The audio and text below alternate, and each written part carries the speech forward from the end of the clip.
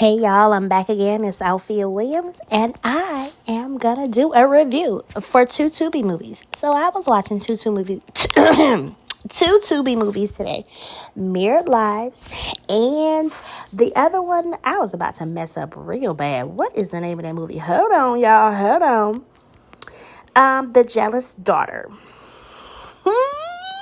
Don't run, don't walk. Get your ass up and go watch these movies on Tubi. And I will show y'all both of the pictures of the movies. These movies both for a 10 out of 10. Let me tell you something. Let's unpack. Mirrored Lives. Let's go first with this one. So Mirrored Lives is basically giving description about how friends, or you have a friend in your corner that you think is in your corner, but is actually jealous of you. So let me type up some stuff. Hold on. Mirrored Lives. I really did enjoy this movie. Now, mind you, one of my friends had told me about the movie, and I was like, I didn't get around to watching it. But I was scrolling on my TikTok last night, and it was the young lady that played Tasha asked me if I could review. She would love my feedback. So, of course, I watched it and jumped to the occasion. All right, let me do the description of Mirrored Lives, because this is a good movie, in my opinion. It came out last year. It said 2024. Okay. Hold on, y'all. I'm sorry. I wasn't trying to play the music. It says Tasha and Tiny are two best friends who seemingly have it all. Both are successful women, but one harbors a growing jealousy towards the other. Okay, Tasha and Tiny. Tasha has a big problem with Tiny. Tiny is killing the successful world or whatever. And Tasha was kind of like having some setbacks or whatever. In the beginning, I think she was doing okay. But then you know how you have like a stumble in life and you're not really doing good. So you see somebody else doing good. And sometimes you may get envious of them. I'm going to go ahead and say I'm not going to get envious of nobody. Because I'm going to go ahead and say when you want somebody else's life, you never know what the hell they have to go through. So I'm going to go ahead and say I've never been jealous of nobody. Even though some people may say, oh, you're jealous of me. Girl, what? Girl, the hell I done been through, I don't want nobody else's life, because whatever you may went through, I probably couldn't even go through, because I done been through my own shit. That's why when people ever are jealous of me, I'll tell them like this: you don't want my life. You don't. But back to what I was saying, mirror lives, and let's not even get down to personal things, but Tasha and Tiny had been friends, and they're best friends, and they live together, and they're dating different people. And Tiny's boyfriend was trying to get her to move out so they can move on in together, like start their own life. And Tasha, that's where the problem came in. Tasha felt some type of way. And then the work thing and her boyfriend, and she was telling her boyfriend or whatever. He's like, well, don't worry about it. He was trying to be like the good, convincing boyfriend.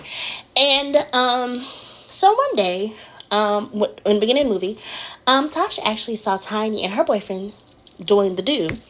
And she was she was getting off on it. And Tiny's boyfriend saw her. No one ever addressed that. That was one thing I wanted to address in the movie. They did not address.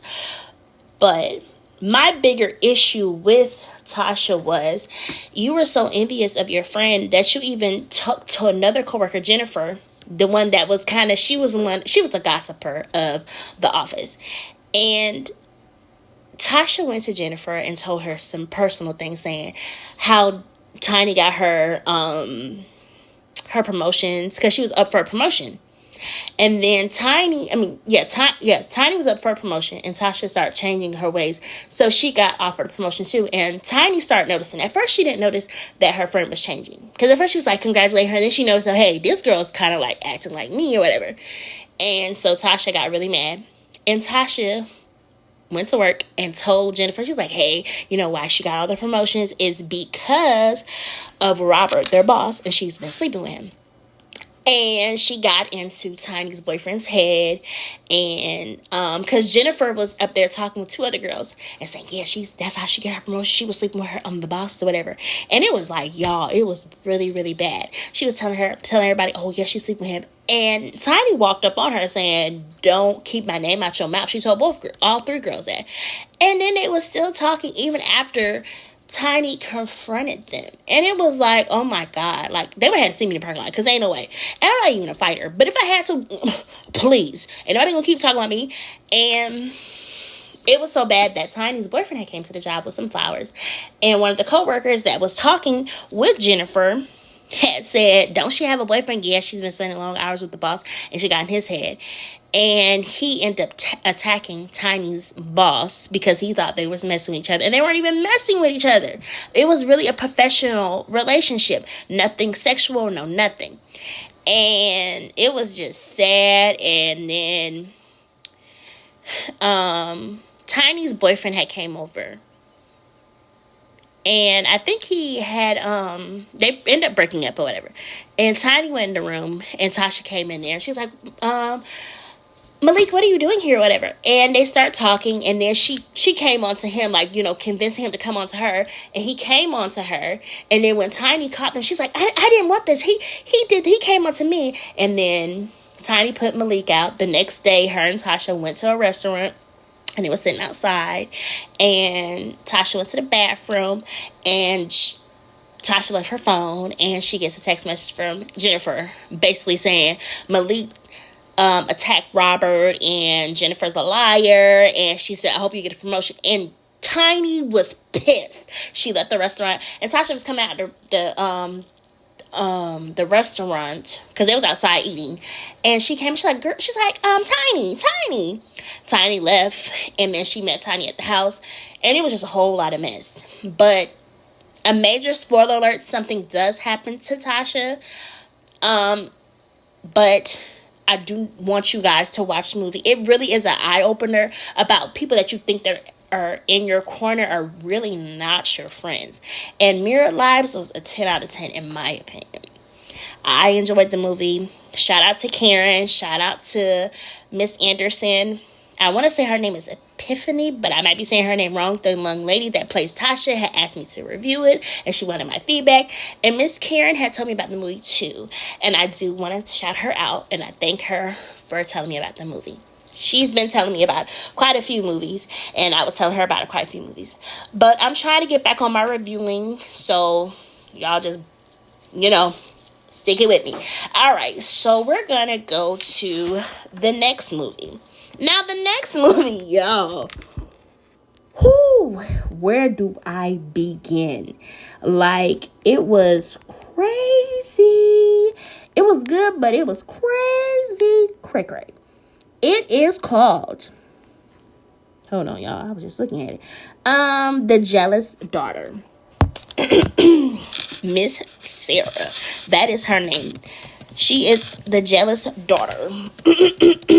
And it's on Tubi. And it's supposed to be a part 2 because it said at the end, it said part 2. I said, to be continued. All right. After her stepmother finds a new love interest, a college student facing the death of her dad decides she'll do anything to keep her family together. Y'all. This movie came out in 2023, it says. It is currently streaming on Tubi for free. Okay, we have a doctor, we have Mark, and we have Derek, and we have Sarah, Heather. Okay, so the mom is Heather, and Heather was actually, she's a widow, and she's the stepmother of Sarah. So Sarah, real mother is locked in a mental institution, and Sarah's dad passed away. So her mom is in a nice house, like a condo, and her sink is broken or whatever, and she was trying to get her friend Sarah to fix it, and Sarah couldn't fix it.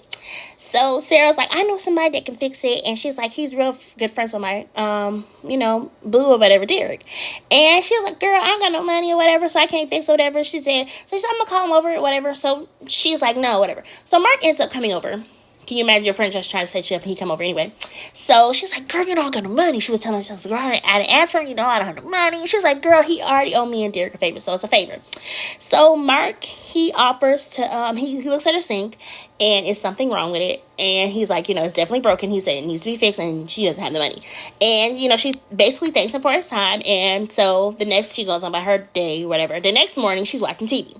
And Mark comes over, rings the doorbell, and he has his supplies because he went to the store, and he offers to fix it for free.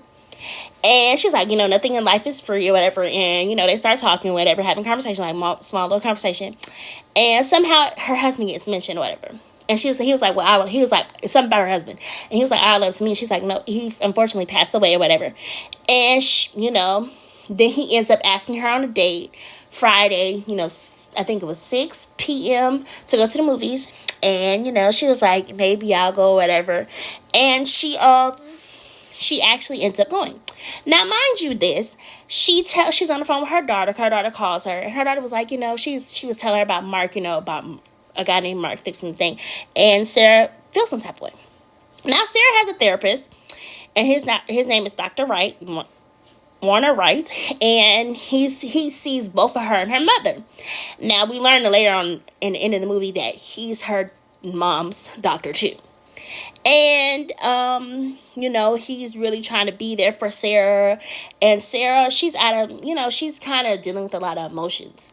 So Sarah, she comes home, because at first she was like, she didn't know she was going to come home. But I guess when she found out her mom was talking about a guy named Mark or whatever. And then she comes home after finals, and she sees her mom dancing around the kitchen and some headphones. Her mom's really happy because her and Mark have been like hitting it off, and they've been like, going on a couple days. They end up doing the do. And, how do we say it? Sarah was not pleased with Mark. And it was like she was like one of those kids, like when she was little, like, how when kids are little and they something happens to their dad or something, or mom or whatever, and they act all kind of bratty, and she's too old to be acting bratty because she's in college. And it's just y'all, it's just a lot. It's a lot. But Sarah started doing some crazy stuff. She started acting out. Because even when he stayed over for dinner, she's like, does anybody want some wine? She purposely poured wine on Mark. And it was just crazy. Her mom had went to dinner with Mark. And she was like, Sarah's coming over.